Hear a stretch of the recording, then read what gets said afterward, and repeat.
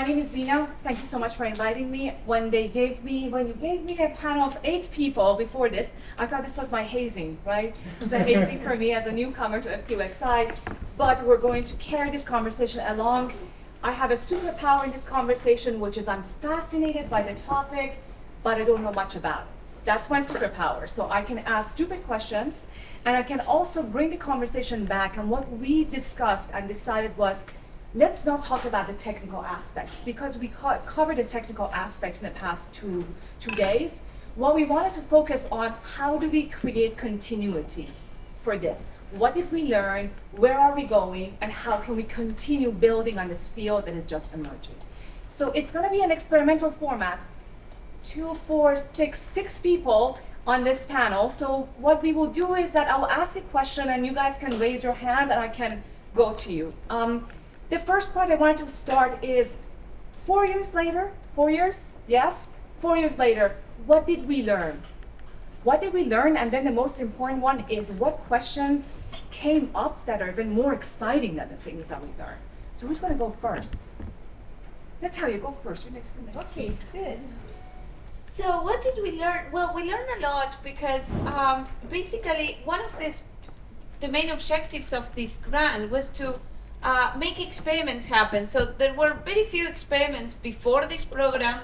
The field was dominated by theory, with a lot of work in theory, which was amazing. But at the same time, there was a need for experimental tests of that theory.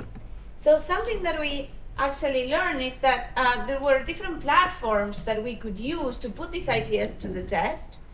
And well, so we had to, we realized that some of these ideas that have been developed on the theoretical side needed adaptations or refinement to be able to connect to the experiments and create and design these experiments and tests. So one of the, I wouldn't say surprises, but one of the things that at least I learned is well, that the gap between the theory and the experiments had to be built, and that took a long time, more than we expected. But now that we have created this community, as you said, there are so many more questions and many more insights.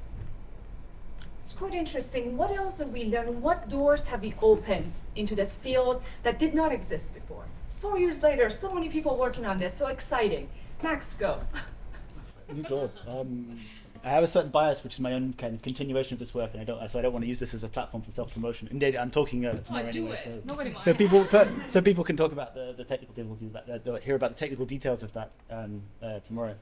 But I don't know. I really like what you said about this divide between theory and experiment, which I think, going into this, I was very aware of the lack of shared language between theory and experiments, the common topic of discussion. But the nice thing about this program is being forced to really engage with experimentalists really deeply, drove home the depth of this divide, and really it's really quite astonishing the lack of ability to talk to each other sometimes. Science is supposed to be like you can think of science sometimes perhaps as a dialogue with nature. But then over time, I come more to the worry that it's the experimentalists are the ones having a dialogue with nature, and the theorists are the ones having a dialogue with themselves. So something that was nice about this program was like trying to, step by step, it's an ongoing process, but try to break down that divide a little bit. So you like us experimentalists now? Yes. I always did. I just I don't know. There's some soul searching that goes on when you spend some time with someone who's you come with your beautiful theory, and you think, oh, that's great. You're just gonna, we'll have a conversation, and then you'll be able to implement this, maybe with some changes, and then off we go or something. And then you come away realizing like we don't even understand the challenges each other faces. And since one of the people in this binary that we're setting up, the people in this conversation is the one actually interfacing with nature. Mm-hmm. Like that, it's really crucial that the theorist knows that language, because also that's where the new things come.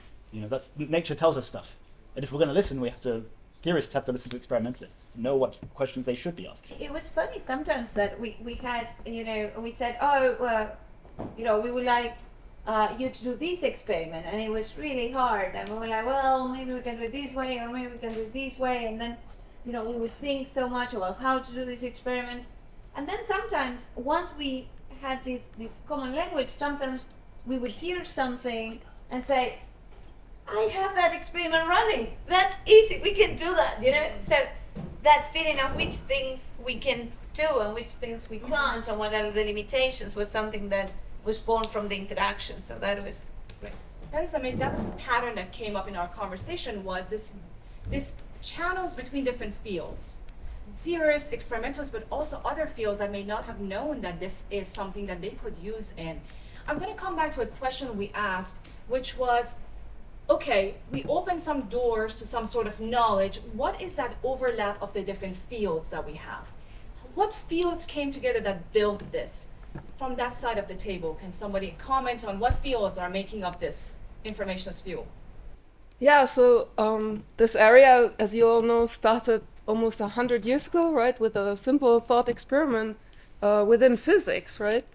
And this thought experiment allowed people to really understand the physical nature of information.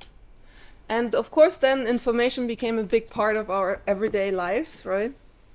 And now, one thing we learned from this program is that by extending this view a little bit, we can also deal with questions about information processing, decision making, knowledge acquisition, and even learning. Interesting.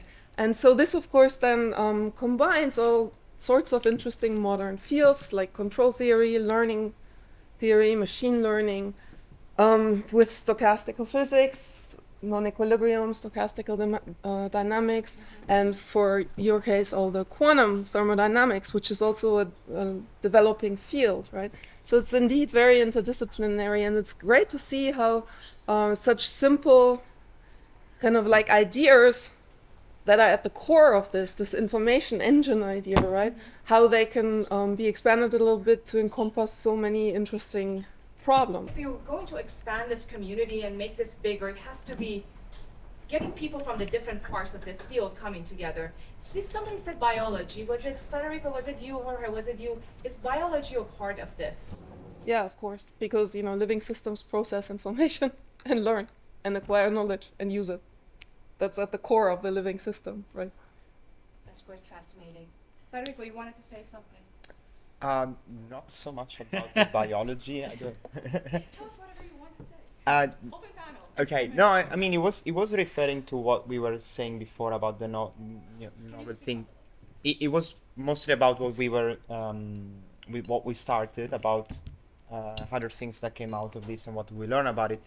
It's my impression that you have like research that progress a bit along the theory side and research that progress along the experimental side, but I think it became clear to us working together in this sort of closer relationship that at times there are questions that come up only when the two things get combined, because maybe you go to the, I go with a measurement and I say, I literally have to plug the temperature into this, like I literally have to... The question of temperature. Okay. Exactly. Like, well, that was a specific example, but it didn't happen with that. It happened also with other, things in our experiment. And then all of a sudden, the theorist is forced to think exactly about what he meant when he designed the temperature or the heat bath or whichever other parameter of the theory, because at times they are like, kind of generalized thought. But when you do experiment, this has to become specific, and all of a sudden it becomes way more complicated. And so this type of question comes up only from this type of close relationship, I guess. And we talked about this, which was, what were the challenges? It has brought together different pieces of the field and made something, informationist field. What were the challenges that you saw along the way that you had to deal with? Yeah, just to resonate what everyone's saying in this panel, I guess the language. The language. In the sense that the theorists and the experimentalists had their own little language, and then bringing them together. I think that was one of the big challenges, and trying to understand one and the other. And just to resonate a little bit what Nathan said, that over the 4 years, there was a lot of collaboration, and I feel now we're in a very much comfortable space that we can very much understand each other in that sense. And naturally, we had COVID in the middle of the grant. So, but that also, forced us to even look at experiments and see how can we automate and do things in a way that we don't need to be in the lab. So there was a lot of experiment control techniques that we have developed over the pandemic to have control of our experiments from home. And so in the end, we realized that by the end of the grant, now we can do a lot more experiments because we can automate a lot more. So in the end, it had a positive aspect of this, of the fact that we couldn't be in the lab all the time. We certainly would have liked to explore more things like, for example, Sophie's coming to the lab now and spending some time there. So from theories to be more, running experiments or there when we are running experiments, we would have liked to do that a lot more. But already trying to find ways to control experiments develop a lot of control techniques that we didn't have before. So that was. And I think what I heard was there were challenges, right? The lack of language, I think, created a community because you guys had to struggle a lot to communicate with each other. The challenge of lack of language and terminology, common consensus terminology, created a community. And then the challenge of COVID apparently created a startup as well, right? Yeah, we did that. Yeah, definitely, because we had all these techniques to control our experiments and to do optimize measurements. So. Indeed, so a lot happened during this grant. And can I bring that back just as, because we were talking about this, it was one of our assignments yesterday in our group, right, of what is the output of the research that is being put out there? You guys did the work. Is a scientific publication the only thing that came out of it? Is the work that was, knowledge doors that was opened, the only thing that came out of it? I think the answer is no. There was a lot of other things that are not tangible, perhaps, as a part of the credit that came out of it. What else would you add to this, Sophia? Yeah, I can maybe talk a little bit about my personal experience in this. For example, I was throughout my studies and everything. Oh, sorry. Throughout my studies and everything. Let me know if you can't hear, guys, please, because we don't. Yeah. I was really in the middle between experimentalists and theorists. I liked both sides of research, and I didn't want to, commit to one side or the other. And this community, as you were saying, or this space, allowed me to enter a project where I didn't have to decide. I can be more or less in the middle. As Nati was saying, I have been doing theory work, but as Nati said, next week I'm going to go to the lab and do some experimental work, which I think that this opportunity was really thanks to the community that was built around it. Thank you, Sophia. Anything else? I mean, I would echo the same thing. That's this community, but there's not just the sort of open lines of communication and the relationships that get built as a consequence of that, but also the way this changes. Also the way this changes how you see things, how you think. Learning to think in a different way because you now have to communicate with somebody, right? So I'm working with Jörg Schmiedmeier in Vienna. Speak to us, please. Sorry. I'm working with Jörg Schmiedmeier in Vienna. He has these cold atom setups. The temperature question appeared in our context in its own way, right? You have this entire mode of thinking, this way of conceptualizing a problem. You bring this to somebody who actually does something in reality, and then in the very first, most basic steps of that, which you take for granted, which you don't even bother to question, they say, okay, well, what's temperature in this context? And we, in this experiment, we're gonna measure this thing. We're gonna call that the temperature. And then I have to think, is that really a temperature? Now I'm forced through this dialogue to pick apart the basic precepts of the thing that I was thinking about. And that's an incredibly valuable thing, I think, that I hope will bear some fruit. And I think FQxI have done a great job at encouraging us to produce also outreach material. They came we had people filming our labs, people interviewing us. We did a lot of videos trying to explain our research to the public. I think that was really positive. So if you go online, you would see a lot of YouTube videos of us explaining about it. That's how I learned. It's non-trivial, right? Because most of these technology are like kind of insane in a certain prospect. Because, for example, the lab of Jörg Schmiedmeier, they confined individual atoms. We reach some of the coldest in our lab. We reach some of the coldest temperature in the universe. These are like for a general audience that's, you know, non-technical skills, that's I at least for me, if someone is kind of naturally brought to the subject, it's kind of very fascinating concept to brought about, saying, you know, you can work with this, you can take your part, you know, you can study a bit, and then you can maybe one day take part in one of these projects. I mean, it's a driven thing. I think it's something that drives you and motivates you as well. I have a question. So, okay, that's what we learned. Good things came out of it. And where are we going with this? So what happens after? And this is a very uneducated question from my side. After the FQxI grant ends, what happens to this community? So See, I told you, I'm here for a reason. we- Ask that question. We hope it grows. Okay, hope is not going to do anything. What are Since nobody else is answering, I will take the opportunity for self-promotion. So, an audience. a very interesting thing that a question.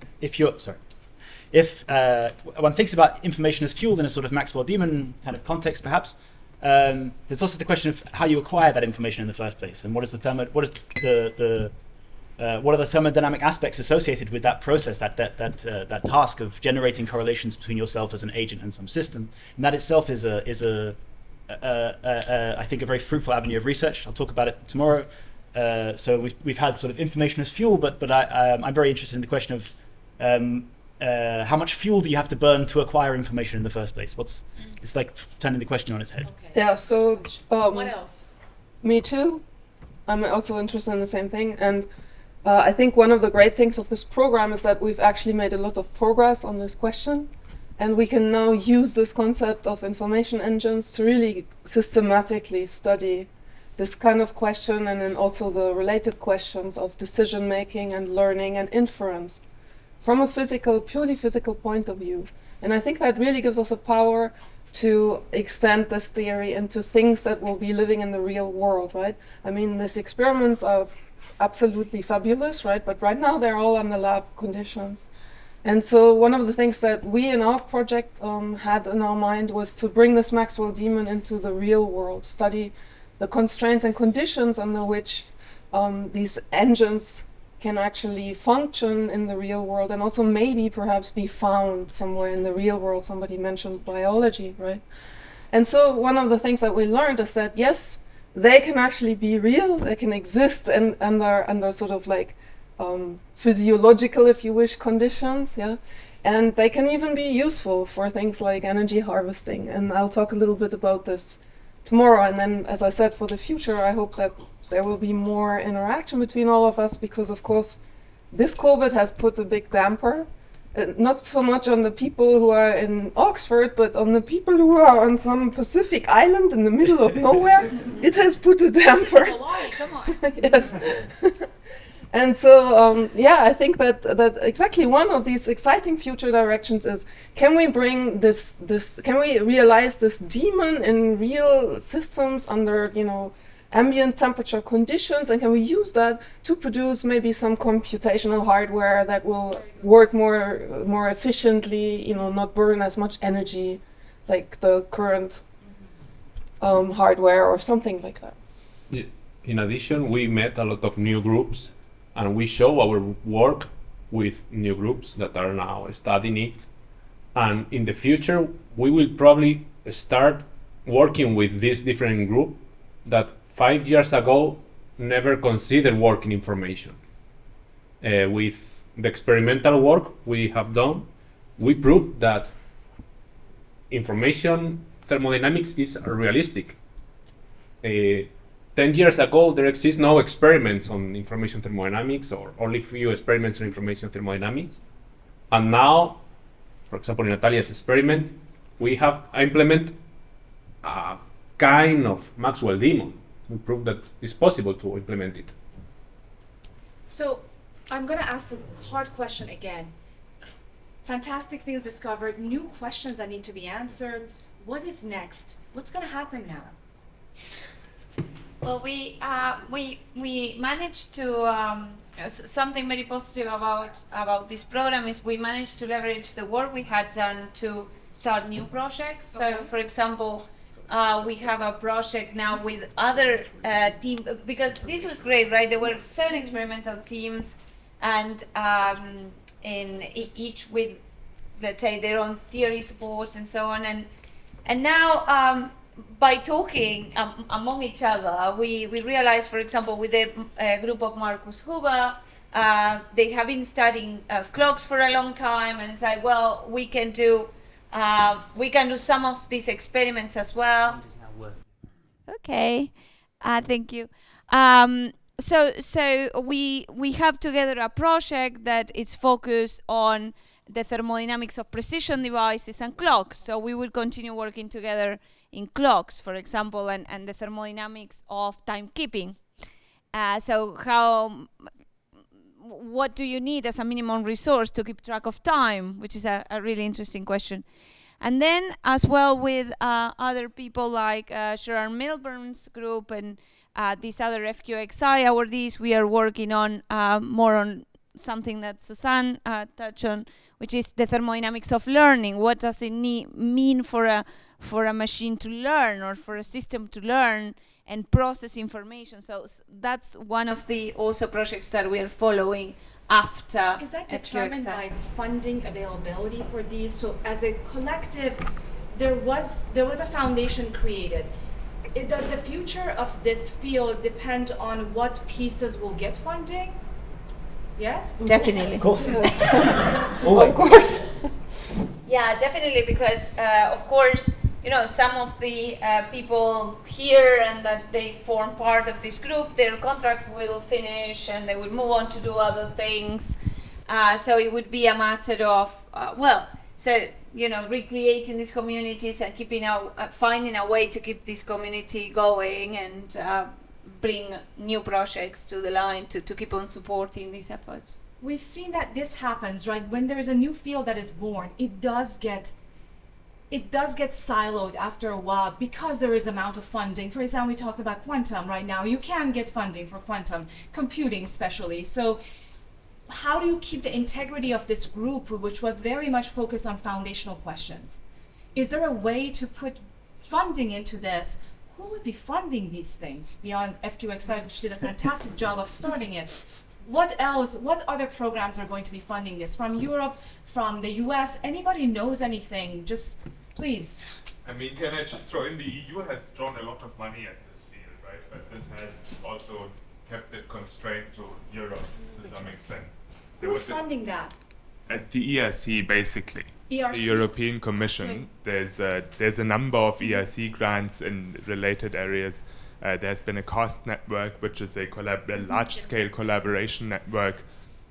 One of the problems has been that outside of Europe was completely left out of this, right? And the other problem, which is fantastic what this program has done, right, is to bring the experiments in.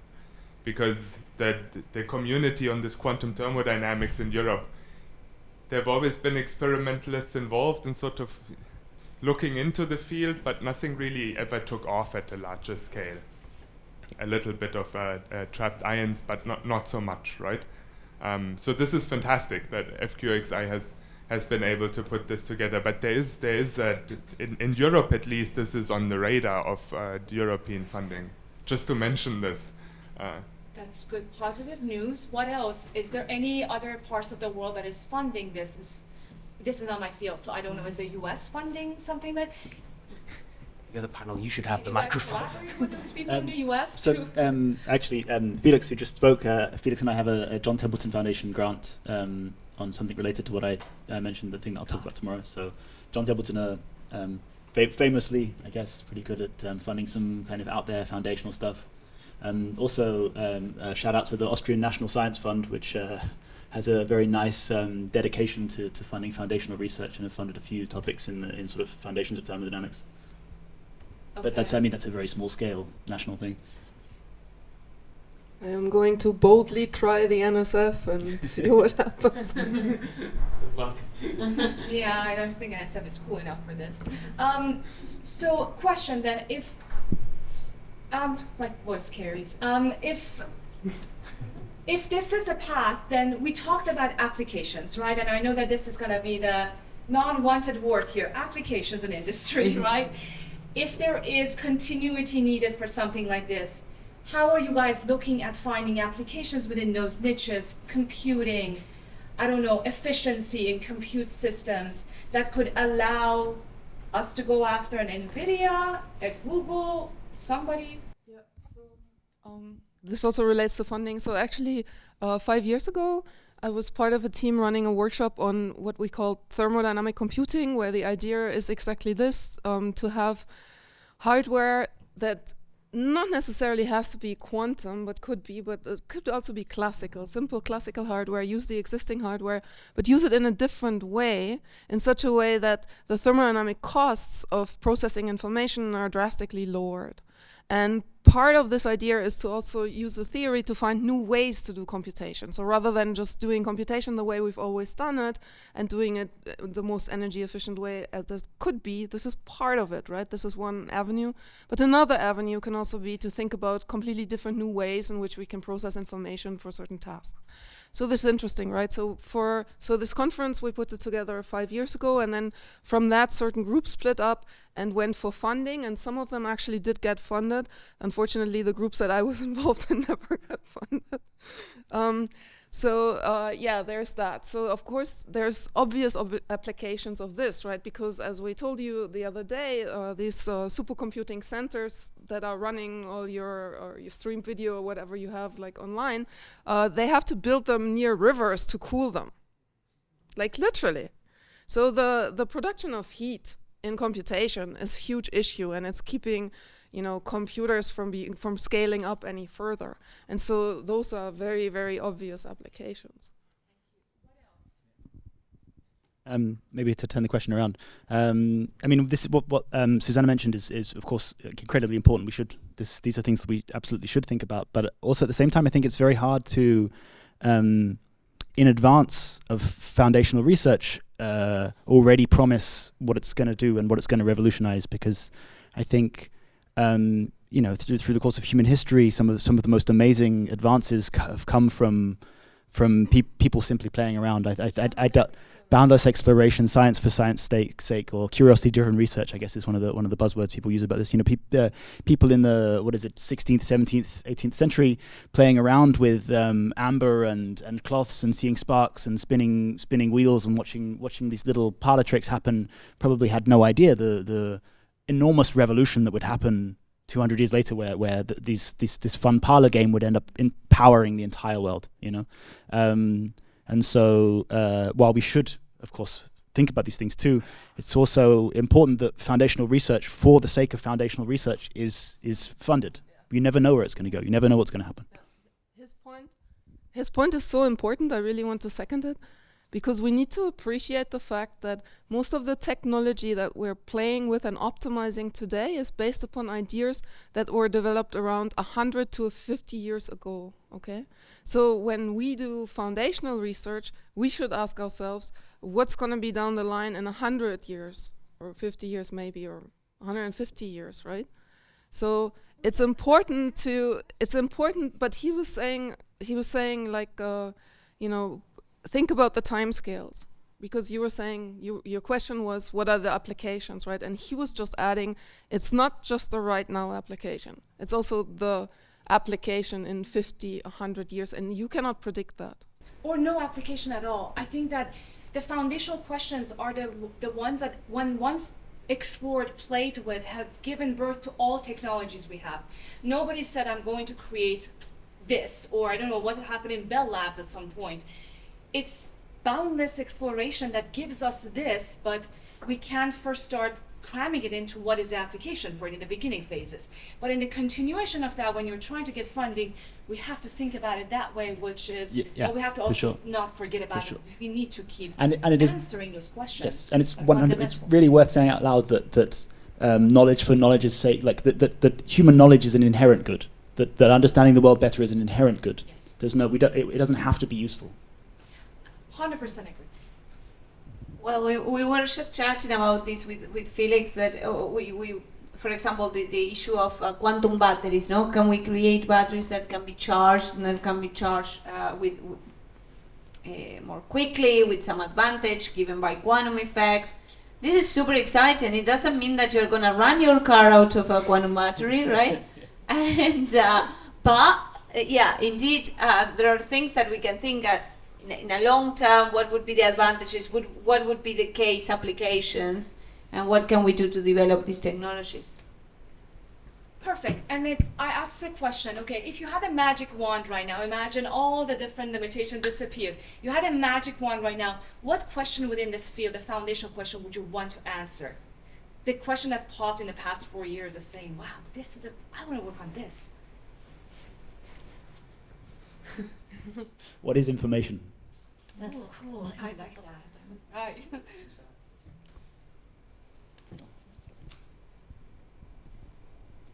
Systematic way to understand decision making under uncertainty.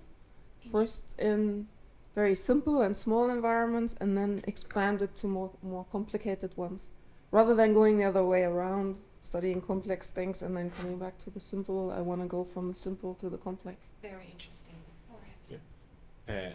For example, the same formalism that we are using for describing the experiment can be used to describe, as I was speaking with Susanne yesterday, a lot of mechanisms in nature. So we can maybe use information theory to describe complexity in nature and understand how complex the nature is. But people have been trying to do that for a long time, you have to be honest. But we will continue trying. Yes. Yeah, we have a magic wand, okay? Well, I got very excited about these learning machines. I wanna build one in our lab. We will. Yes. Learning machines. Okay, what about you, Sophia? Oh, put me on the spot. Yeah, everybody can answer this magic wand question. Then I will think about the answer while someone else. Federico, you answer the question. Yes, well, I mean, Natalia gave it away. Yes, so no, now we are working on this idea, which I think it's really exciting. We and also with Gerald Milburn, we are thinking a lot how can we replicate like a very, very simple machine in our lab and try to learn some very, very simple task with it and see, for example, there's different aspects, see, how does relate in the context to machine learning for once, but also in terms of use of thermodynamic resources. That's another aspect that we could explore in the future. So yeah, there are a lot of interest in direction, and in general, these are very exciting experiments. So yeah. Awesome. Max, what about you? What's the big question? Now I have an answer. Sophia has it. Go. Yeah. I think it's not more of a question, but a topic. So what I'm really interested in is, so in general, along the lines of everything I was talking about, trying to go from fundamental theories or fundamental quantum thermodynamics specifically and go to the experiments and try to prove them and exploit them in a way in the experiments. So more or less in the middle. I think that answers it. Something very cool that we have been talking are these measurement engines, so using quantum measurement as fuel.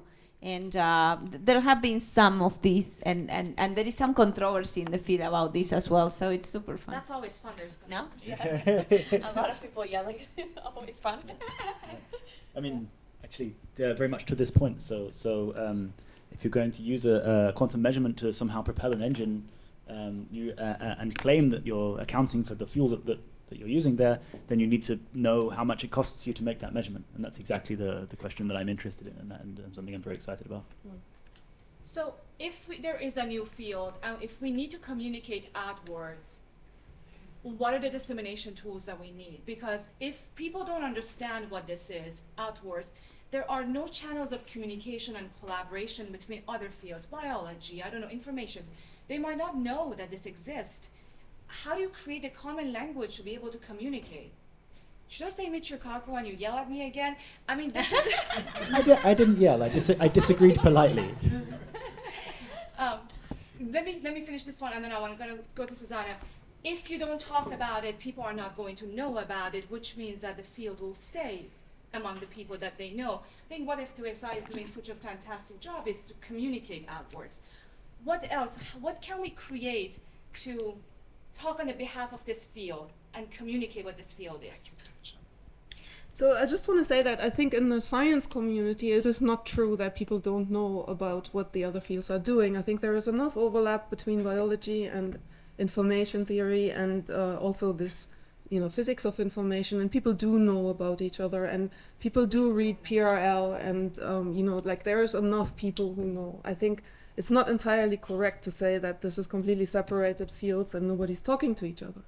And people have been talking for a long time, and there has been a lot of interdisciplinary, communication. Now, I think your question addresses more sort of the communication towards the general public, right? I think there are many different layers of communication. A lot of people in my field do not know about what you guys are doing. Well, it was kind of funny because we were in this quantum thermodynamics conference, and somebody in the panel, I think it was Mark, that brought up that okay, there were some questions that now we know the answers to in quantum thermodynamics, although there are some areas where there is a lot of controversy, like these measurement engines and quantum heat and so on.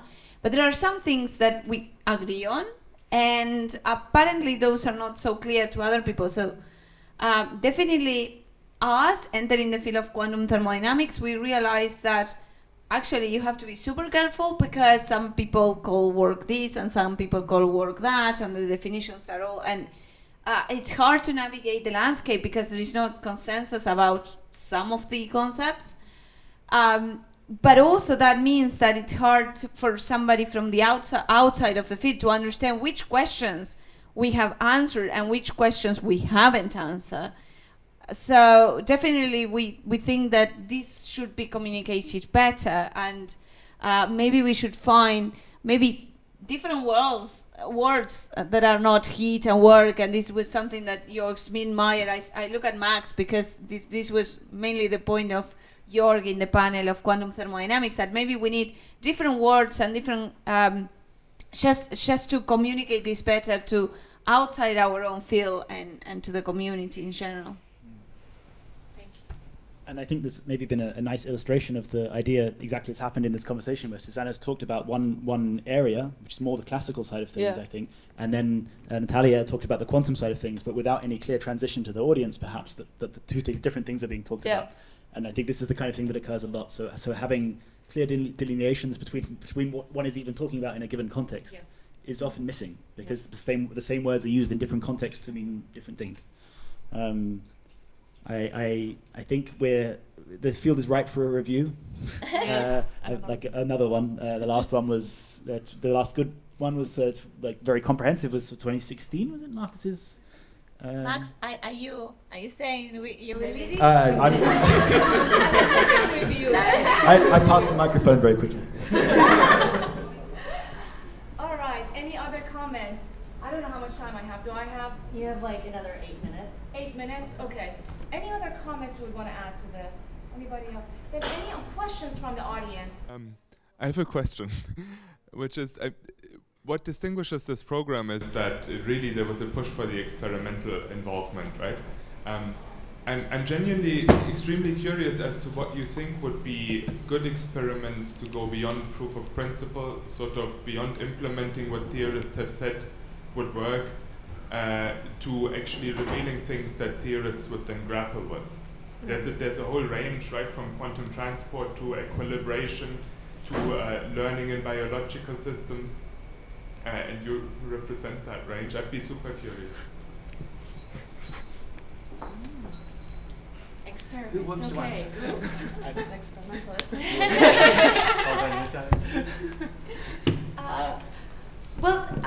You mean, let me see if I understood the question. The question is, can we do experiments that have results that you haven't predicted and that would feed into the theory? Is that your question?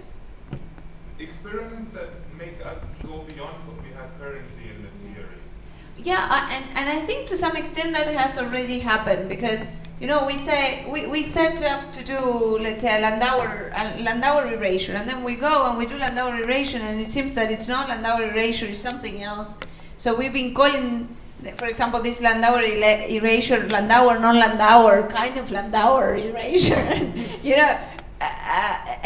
and we have quite a lot of information engine type of experiments which we cannot really put in a box. They are not Maxwell demons. They are not, you know, and we struggle to understand these, and I think we are making them suffer trying to find, you know, like analogies, and maybe that's the wrong approach, in the sense that maybe it's not a Maxwell demon, it's something else, and we are building these engines and wondering to what extent this bears resemblance to those initial theoretical proposals, and I definitely think that, yeah, we have a bunch of experiments which they are not fitting into any of the theories that are out there and that we need to explore a bit more, and a lot of ideas for other experiments that we could do. So definitely a big part of this grant was building these platforms. So now we feel that we have control over these systems to the point that, okay, we can measure heat, we can measure all these things, and now we have these objects, and it's like, well, let's play, no? Let's make this engine and this engine and this engine, and now we are at the moment where we need theoretical backup for all the things that we are doing a bit blindly and playing a bit, but we need a context now in which to put them. Yeah, I just wanted to say, I think that happens actually all the time, right? Just to resonate a little bit, I think Federico said it a bit before. As theorists, we sit down and we put, okay, temperature 0, coupling infinite, you know, and all these different parameters that in experiments are almost very hard to do, and sometimes even impossible to do. So I feel like that happens all the time, and it's like something natural that happens, because as theorists, sometimes you're so far away from what is actually something that you can do in the lab that you don't realize that your theory sometimes you can't actually implement it. And then when you want to try to implement, you have to do little tweaks or even change the theory altogether. So I feel that that happens way more than one can think of. Any other comments on that? The experiment I want to do, I think, are very exciting. Like I want to take quantum devices and I want to run machine learning algorithm with that. I mean, that's something that could be very interesting if you follow the talks of Gerard the other like yesterday or Tuesday. Like the ideas there are very exciting, but also very broad and general. Like, is it a clock? Is it a learning machine? Is it, you know, this is generally a dissipative open quantum system? Like, there's a lot to explore in that direction, and I think those experiments could be very interesting. So, in just respect for time, questions? Great, questions.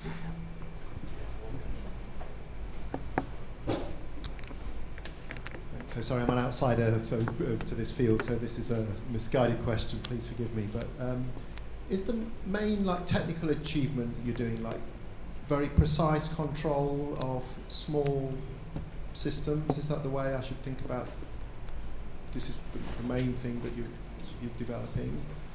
And how does this interact with work done, say, on detector technology in other fields? So, for example, in my background is cosmic microwave background research, and people use supercooled detectors to pick up single photons because of the way they interact and change them, the electrical properties of the detectors, and they can measure this. Is that is this the same thing? Yeah, definitely. In fact, well, there are two aspects of this that I wanna. There are two aspects of this. One is indeed more control, because sensors are at the heart of this. Because, for example, this is something that the most kind of standard thermodynamic system has a lot of pieces to it. There are the heat bath. There is the working substance, there is a piston, a battery. So all of these has to, we have to have an analogous part of each of these elements in our experiments, in our tiny devices, in our case. So Of course, each of these, so we have to have a sensor for, in our case, a single electron, a sensor for the piston, a sensor for, and all of that working together and control with very high precision.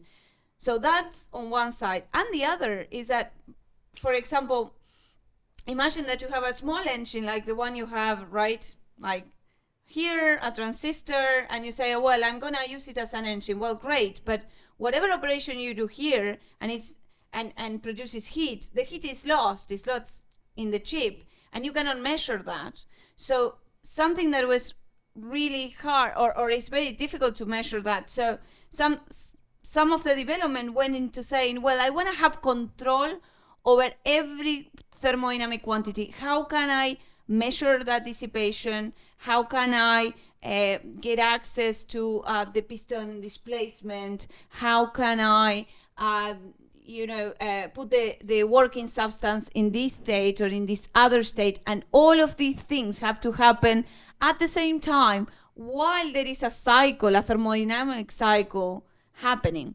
So if you think of a motor, right, you have to see it working, you have to measure how it works, you need to know where the dissipation goes, and all of that in different type of platforms. In my case, the difficulty is that they are tiny and they're at millikelvin temperatures.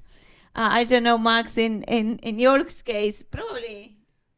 I mean, I can't speak to that level of technical detail of the Yerkes experiment, but for me, what the advance that makes this very interesting is the ability to have. So there's control of, say, individual atoms and individual degrees of freedoms of those atoms, or perhaps a couple of ions together in an ion trap, something like this.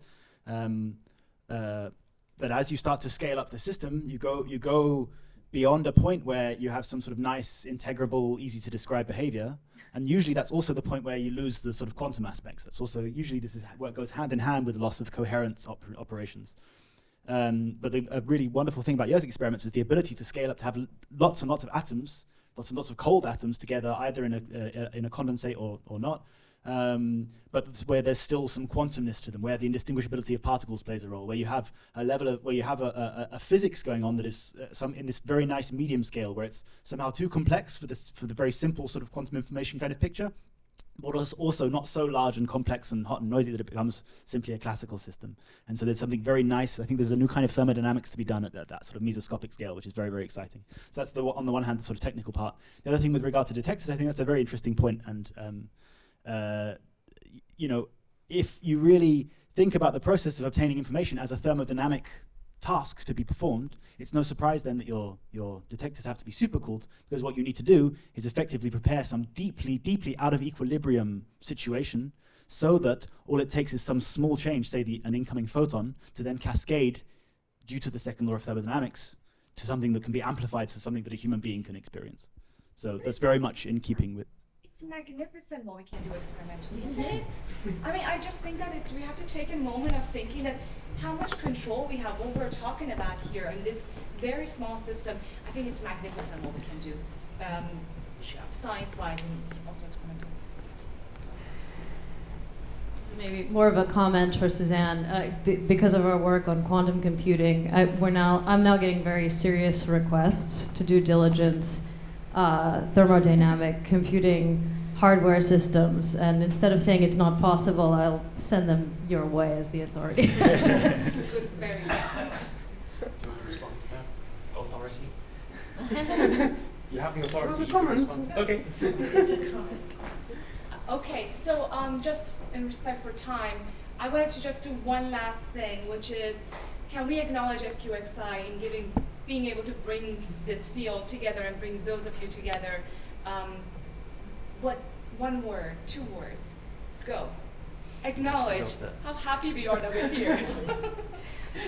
Yeah, I mean, we were discussing this as well. The fact that we can do an experiment with to understand fundamental questions and say so, it's fantastic. The ability to say, hey, I'm buying this huge piece of equipment to do fundamental science. Thank you for that. As I say, creating the space, as I said before, I was very much in the middle, and this space allowed me to actually be in the middle and do this kind of research I'm doing. I mean, yeah, just echo the same thing. Like to say out loud, like this doesn't have to be useful. Yeah, some foundational questions. It's a part of like the human growth to try to ask these things and to answer them. And so the I think it's very difficult to overstate the value of that. You know. For me, it's just the possibility to do something very exciting. So thank you for that, because it's a nice technological achievement when we have the iPhone 16 instead of the iPhone 15. But at the end of the day, I think people do really get excited when we actually understand really something new and something different. So that's why I personally wanted, and that's why I'm doing this. So thank you. I think it's a real investment in the future, and it allowed us to study things that otherwise we maybe wouldn't have been able to study. So thank you for that. And then to wrap the whole thing up with 2 words, absolutely fabulous. I just want to say that we are not focused on fundamental questions nor applications. We are just curious people, and thank you for founding our curiosity. Thank you. What a great.